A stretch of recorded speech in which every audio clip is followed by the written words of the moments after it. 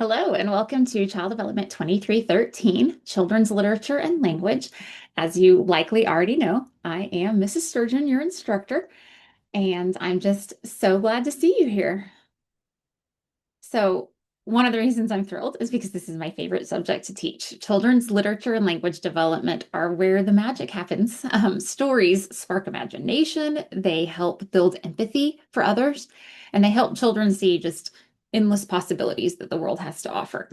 So, I just feel passionate about what all literature can do to help people grow and to connect people, and just how important it is. Language gives that was literature, sorry. Language gives them the tools that they need to share their own ideas and to connect with other people and to make sense of their world as a whole. So, in this class, we're going to explore how great stories and rich language experiences can shape a child's future and how you can be a part of that. And I can't wait to share our favorite books with each other and strategies with you and ideas, and also to hear yours. So let's dive in to the class and take a little Canvas tour. I'm going to share my screen with you.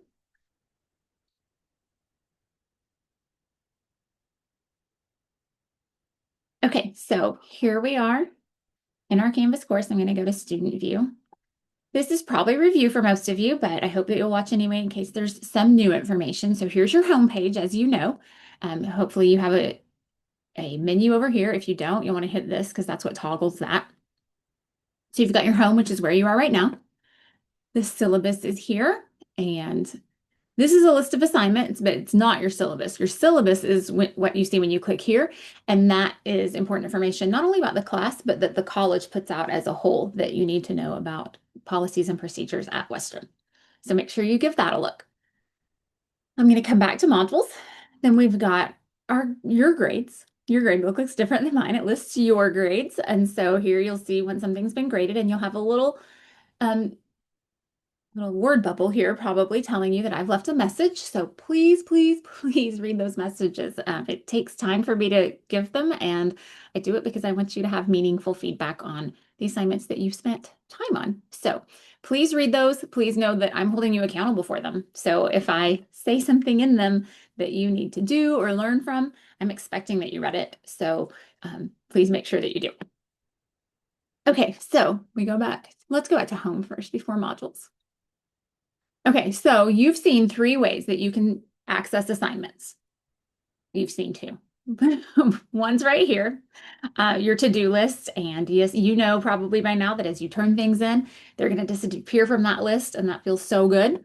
You've also got your calendar that shows all your courses put together in one place. And when you turn things in, they get a line through them, and that's very satisfying. Then you also saw, there are four places where you can get to assignments without going to modules. Those two, and your syllabus and your grades. And that's all handy if you want a quick route to an assignment you've already looked at. But the way you need to see assignments for the very first time is by making sure that you go to modules every Tuesday when a new module opens up. Go to modules. Here's our Start Here module, which we'll talk about in a second. But here's week one. All you're doing in these 4 days is introducing yourself in a discussion. You're gonna have to move fast in this week's discussion because today's Thursday and they're due Monday. So move fast. Don't put it off till the end, and then people don't have responses to respond to and things like that. Try to get them in fast. And I think usually on this one people do because you're excited to meet each other and learn about one another. And then you've got a message or an assignment to send me a Canvas inbox message. Make sure you use a subject line.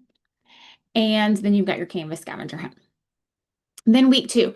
And most weeks, when you open them up, there's going to be a Start Here page. Those are closed right now. But on Tuesday morning, the 19th, when you open this up, there will be a Start Here page. And that's literally where you want to start. And that's going to tell you what you need to read for the week, what you need to watch for the week. So chapters, articles, videos are going to be there. And if you just go any of those other four ways to get to your assignments, you're going to miss all the learning materials and maybe not know what the assignments are about and have a hard time definitely incorporating sources in them because you won't have access to the sources. So go to the Start Here page. Notice I also said to do that on Tuesday.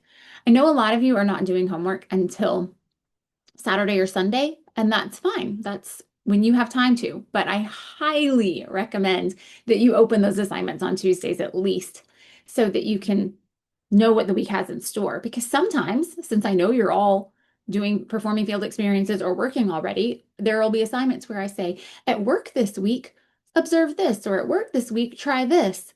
And if you put it off till even reading it on Saturday or Sunday, you're going to end up with a late assignment because you're going to run out of time. So make sure you're at least reading through the module on Tuesday, even if nothing else. So that's our modules for this class. Your Start Here module has lots of information. Some you'll think you've read before, but they've updated some. So like, please, there's a video in here. There's a video in this one. This doesn't say key assessment anymore because we're changing things up a little bit. You've got a course spanning project that will go in your portfolio, and you've got a book review project that will go in your portfolio. So right now, this one doesn't have anything in it because I'm making some last minute changes, so it's under construction, but I will send out an announcement as soon as it's ready. But don't worry, you're going to have plenty of time. And that one will have a video eventually, but this has some new information at the bottom, I think. This one has videos, but you've probably already watched them. This used to say APA formatting, but I changed it because you can use APA or MLA. But I've got a couple new videos in it. One is a video I made. And so hopefully that will help clear some things up for some people, but I'm holding you responsible for the information in this page. So please, please watch, read, learn from the material there. Okay, I think there's some things on the homepage that we forgot to talk about, that I forgot to talk about. All right, here's your homepage. My office hours are a little bit different than they've been in the past. On Mondays, from 10 to 1, I am sitting in my office and you can stop by without an appointment. You can also call this phone number without an appointment. You can also hop on the Zoom. That seems to be what most people prefer over a phone call. And of course, to coming in because most of you are at work during the day. But if you're not or have time, you're welcome to come in. Zoom seems to work best just because then, I don't know, it's easier to talk face to face. And because if we've got any questions, you can share your screen with me. I can share my screen with you. So that seems to work best. But any of these three methods from 10 to 1 on Monday work great. On Tuesdays, it's 11:30 to 1:30, and then again from 3 to 4. I'm trying to hit times that might be during nap time or lunchtime, or maybe some of you get off work at 3:20, 3:30. So this could be after school for you. So trying to hit those times so that even if you just have 5 or 10 minutes and a quick question for me, you can hop on and we can have some face-to-face contact. So Wednesdays are the same as Tuesdays. Thursdays, again, are 10 to 1, but also that night, 8 to 9, virtual only. Because I'm not in my office at that time. So don't use the phone number and don't try to come in, but you can certainly, the Zoom will be open and you can just hop on. Then Fridays I work from home, so noon to 1, and Sundays from 5 to 6. So I try to give you those Thursdays and Sundays because I know you're busy and working, and sometimes those work best. And Sundays, like I said, I know that the weekends are when you're doing your homework. So I try to take some time out of my weekend to answer questions for you. So like I said, even though I'm in my office for these also have the virtual option. I try to just have the Zoom open and ready. If you ever try to get on and it's not, it's probably because it timed out and shut off and I didn't realize it. So just call or send me an inbox message that says, hey, I tried to get on the Zoom, and I'll open it right back up. If you choose the phone option, just know that if you call after these hours, I might not see it till the next day. If you call on a Thursday after 1, I might not see it till Monday. Okay, so don't think I'm ignoring you. I just didn't know because I'm not in my office after that. Okay, so that is that for office hours. Here's how you join. If you feel like you need to schedule one, you can do that, but you certainly do not have to. That might be a good thing to use towards the end of the semester when we're looking at enrolling for the next semester, and that way I can have your degree check done and things like that. Okay, so your instructor's promise to you, and this is what every instructor has in their class. The student can expect timely and frequent interaction with the instructor throughout the course. Each assignment will have a due date on the calendar. syllabus link, or within the module. I think I have due dates in all three places. The instructor will communicate with the student using email, announcements, discussions, assignments, office hours, and/or virtual Zoom meetings. I think I do all of those if we're calling Canvas Inbox email, which I think we are, because it's not on here anywhere else. And I will communicate with you through email, but I think for class purposes, Canvas Inbox is the way to go. It's just housed right there. It's not extra clicks. It's right there in Canvas. When it sends it to me, it tells me what class you're in so that if you forget, it's already done. When you send me messages, please make sure that you're as thorough as possible. That's for your benefit to get an answer quickly. Because if you're thorough, I can sometimes immediately send back an answer, or at least very quickly. But say you're doing your homework at 8 o'clock on a Tuesday night, and by 9:30 you realize you have a question for me, and send a message that night that's kind of vague. And then maybe I don't see it till I get to work the next morning, but you're already at work then. So then I respond, and you don't see it till you get off work Wednesday night. And that's when you're clarifying the question I had. I haven't even answered your original question yet because I didn't understand it. So then you might not get it till Thursday morning or Thursday afternoon. So be thorough in your questions so that I can answer them quickly. Okay, we were right here. The student can expect instructor-initiated posts, replies, and/or follow-up questions on discussion boards. Do that. I hope you're reading them when I write in the discussion board, because usually on the feedback for discussions, I say, I participated in the discussion, go read it there. So I hope you're doing that. I'm going to give you individualized feedback on assignments. We're going to have live Zoom discussions or meetings, and lots of announcements. The instructor will respond to learner inquiries or requests for assistance within 2 business days. So technically, I and all your instructors have 2 business days to respond to messages. I don't know of an instructor here who takes that long unless there's something major going on. I think we all try to be pretty timely. That said, we don't work 24/7, so please don't expect that, because you're up doing homework, we're up answering questions.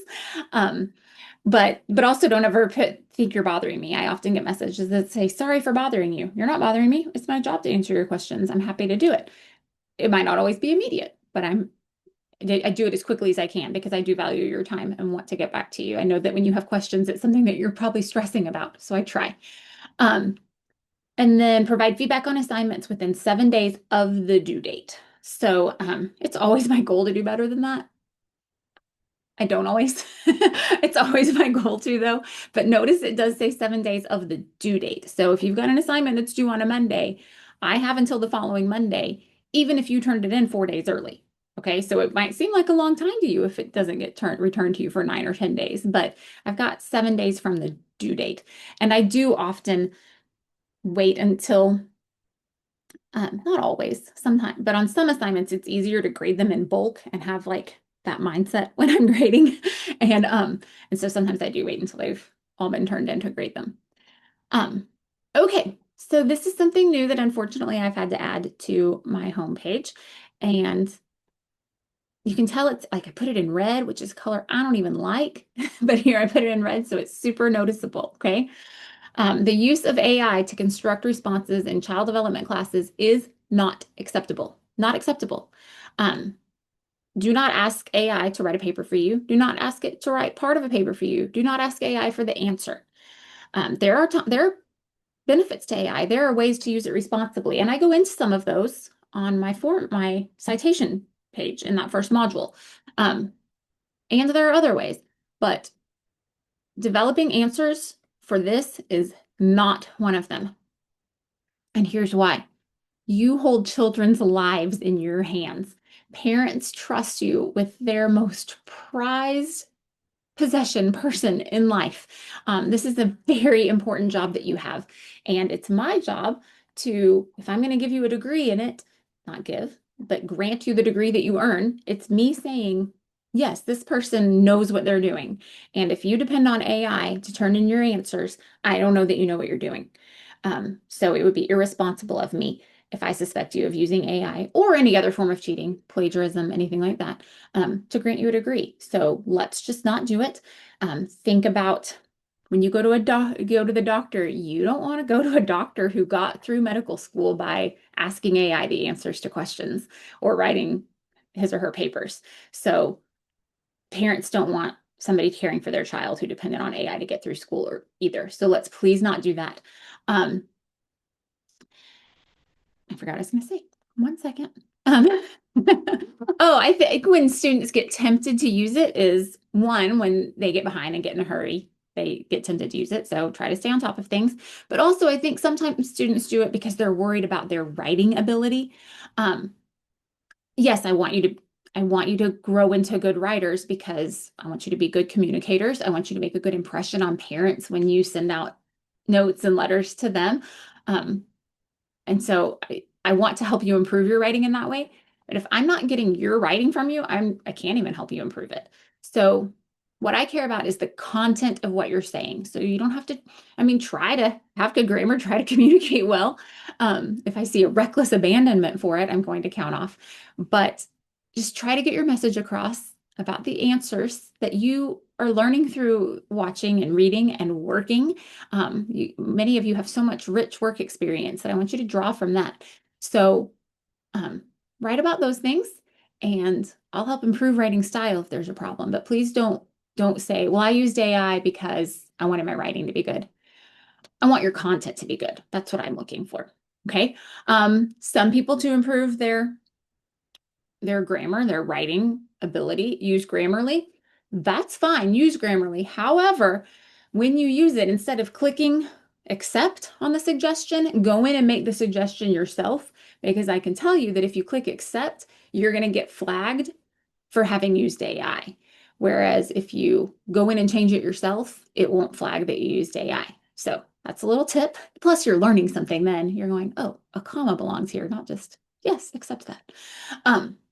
Okay, so to continue reading this, your Turnitin score is not the same as your AI score. So you might see that maybe you used AI and you see that your Turnitin score is a 0 and you think, oh, I'm safe.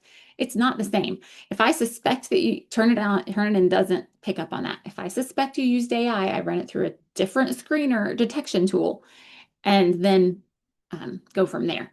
So if when I run it, when I'm assessing it, it flags as maybe 15% of it was a 15% chance it was likely generated by AI, or at least 15% of it was generated by AI, you're going to get a 0.